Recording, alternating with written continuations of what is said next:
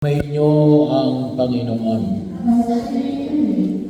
Bahagi ho ng ating paninilay ngayon, no, na bagamat yung ginamit nating ebanghelyo ay ginamit din natin kahapon sapagkat ngayon ay araw ng linggo, no, at hindi ho pwedeng palitan natin yung ebanghelyo para po sa araw na ito. No? So, pero ang ating pagninilay ay ang pangalang Juan. So, sa mga nakalipas na araw, yung unang araw ay yung patutuo ni Juan Bautista at ang patutuo ni Jesus sa pamagitan ng pagsusakatuparan na utos ng Diyos na ginagawa niya. Pangalawa ay ang pagliligtas ng Diyos ay pagliligtas ng Diyos para sa buong lahi.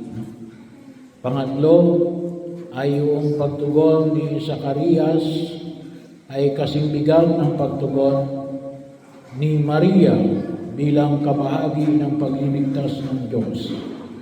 Yung pang-apat ay ang panalangin ni Zacarias na dinidinig ng Diyos ang ating panalangin sa panahon na itinakda ng Diyos in God's time.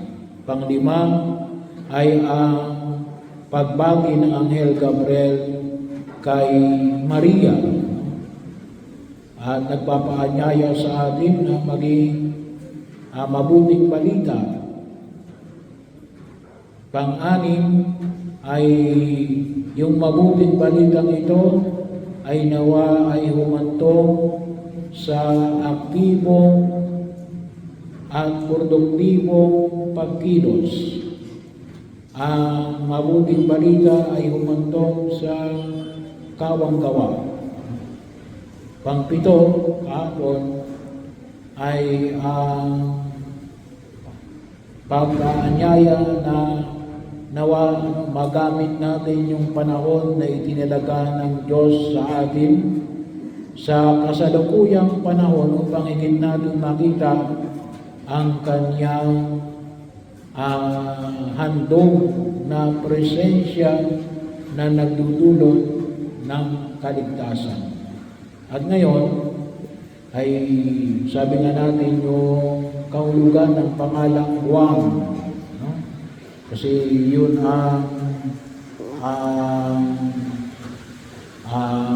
nasiyahan sa pagdalaw ni Maria sa sinapupunan ni Elizabeth, no? Sa kanyang babi.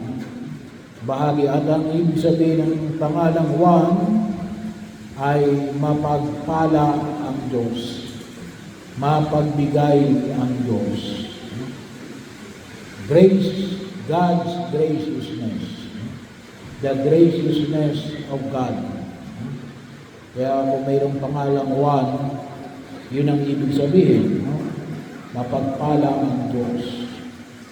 Hindi lamang para kay Elizabeth at kay Zacarias. Sabagat alam naman natin, pinagpala sila sabagat nagkaroon sila ng anak. Pero ang pinagpala ay hindi lamang si Zacarias at si Elizabeth, ngunit ang buong bayan ng Diyos. Bakit? Sabagat nakita nila ang naging bahagi sila ng patuloy na pagliligtas ng Diyos. Naging bahagi mismo si Juan Bautista bilang tagapanguna ng mananakop.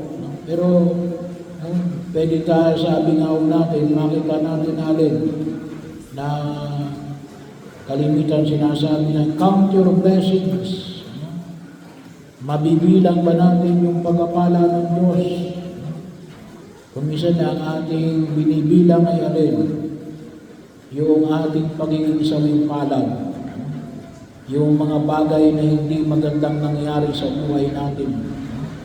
Bilangin natin yung mga magandang mga bagay na ipinagkaloob sa atin ng Diyos. Katulad na rin o kahapon, sabi nga, ay pagpasalamat natin yung presensya ng bawat isa. Pero yun naman yung makita natin. No? Sabi nga ako minsan, ano bang hinahanap natin sa buhay natin sa daigdig na ito? Ano bang nakikita natin? Yung kapangitan o yung kagandahan? No? So, halimbawa, ngayong panahon na ito, pwede natin ang makita ay ang kasinungitan ng panahon. Yun ang pwede natin makita. Pwede natin makita yung rin. Yung pagpupulong natin, yung pagsama-sama natin, para manalangin. So, saan nakafocus yung ating atensyon? Sa mga bagay na nakalulungkot o sa mga bagay na dapat natin ikagawa. Hindi ko sinasabi na hindi natin papansinin ang mga bagay na hindi kalulungkot sa atin. Pero ibig sabihin ay sabi nga natin ay sabi nga ng mga matanda ay huwag mong iyakan yung na natapon na gatas. Wala na natapon na yun wala ka nang magagawa. Ay sana makita mo na alis. Sana makita mo na mayroong natira. No? Tingnan natin sa buhay natin yung pagpapala ng Diyos. At isa huwag natin kalimutan, sabi nga, count our blessings. Pero isa biyaya na huwag natin kalimutan na alin. Kaya nga kapag may nagmamano sa akin, anong sinasabi ko, pinagpala ka ng Diyos. No? Sana yun ang makita natin. No? Hindi kayo nagmano para lamang pagpalain ng Diyos. Pero to remind one another na alin, pinagpala tayo ng Diyos. Bakit? Yun ang dahilan kung bakit si Jesus ay naparito. No? Para hugasan tayo sa ating mga kasalanan upang ibigay sa atin yung kaligtasan. Yun nawa yung huwag natin kalimutan. Yung pagkapatawad ng Diyos, yung pagliligtas ng Diyos sa atin mula sa kasalanan na nagdudulot sa atin ng kapahamakan at higit sa lahat ng pagkahiwalay natin sa ating Diyos. Yun ang higit natin pasalamatan, yung biyaya ng pagpapatawad ng Diyos. At yun ang naman makita natin, pinagpapala tayo ng Diyos. Kaya nga sabi nga, sana rin mabigyan natin ng diin yung 8 pagpapala na ipinahayag ko sa banal na kasulatan sa Bagong Tipan. Pero yun, nawa yung pangalang Juan ay maging maliwanag sa atin. Ang Diyos ay mapagpala. At kung sakali hindi natin natatanggap yung pagpapala ng Diyos, hindi sapagkat yun ang gusto ng Diyos. Bahagi yun na aling gusto ng Diyos pagpapala. Ba't hindi natin natatanggap kung minsan sinasabi natin, mapagpala pala ang Diyos, ba't hindi ko nakikita yung pagpapala ng Diyos? Baka lumalayo tayo sa Diyos.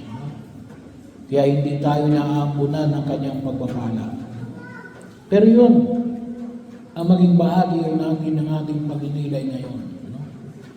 Yun ang sinabi ni Zacarias nang tinanong siya, anong pangalan ibibigay ko sa batang ito? Walang ganong pangalan sa kanila. Kaya ang sabi ni Juan ang kanyang pangalan. Bakit? Sapagkat yun ang nagpapakilala ng pagkilos ng Diyos sa buhay ni Zacarias at ni Elizabeth. Kaya ano rin sabi ni Elizabeth? Ang sabi ni Elizabeth ay, pinawi ng Diyos ang aking kadustaan. Yun, sana makita natin na pagpapala ng Diyos. At yun ang huwag natin kalimutan. At sa biyaya ng sakramento ng binyag na every tayo nagdiriwang ng misa, pinapaalala natin na tayo ay mga pinagpala ng Diyos. Tayo ay mga anak ng Diyos. At gusto niya na pakinabangan natin ang walang hanggang pagpapala na ito. Bakit? Kasi siya ay ang Diyos na mapagpala.